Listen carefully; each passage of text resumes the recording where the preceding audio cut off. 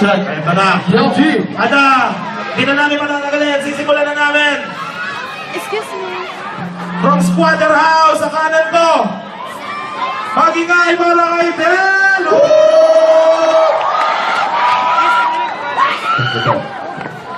At mula Mamalakad, Pampanga ba? Magingay para kay Sinyo!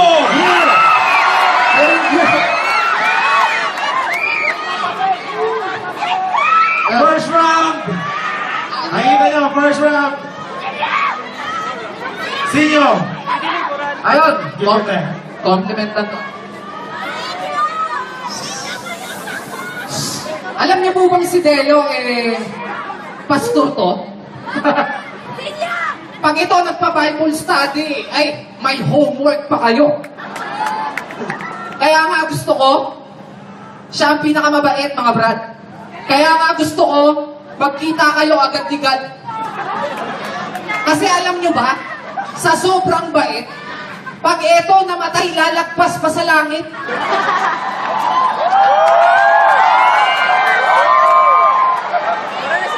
Si Delo ang pinakamabait sa lahat.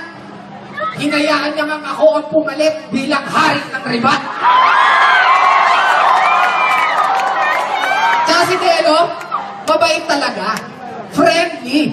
Siya nga ang dahilan kung bakit naging besi kami ulit ni Shay.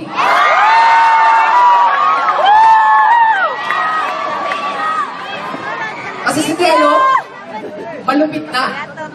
Wala na akong pwedeng iba pang sabihin. Si Delo ang pinakamalupit sa sobrang astig na pagkamalan ko mantihin. Yun na, Tan. First round! Yo. Hello. Salamat. Salamat sa inyo. Ako talaga yung napakabait.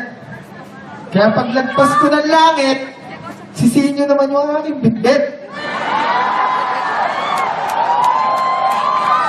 Pastor ako. Pastor ka rin. Sa beses, siya'y aking napanood. Sa sobrang banal niya, ang daming babaeng kanyang pinapaluhod.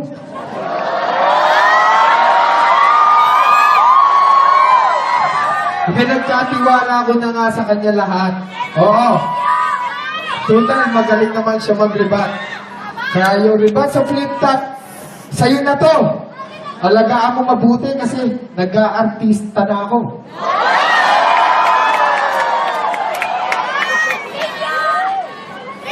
Kaya yung pagmamahal ko sa tao, ayan, huwag mo nga hayaan. Bahala ka na dyan. Sinyo, huwag mo silang papabayaan. Mamahalin ka rin yan. Time. Time. Magingay para sa first round! And here we go for the second round. Go, Sinyo! Paano ako ang yung bitbit? Mas mabait ka, bro. Sa sobrang bait nga nito, dapat pangalan mo, Santo Delo. Tapos marami daw akong babaeng pinaluhod. Grabe ka naman. Di ba lahat yung pinasubo mo kasi ikaw yung sakristan?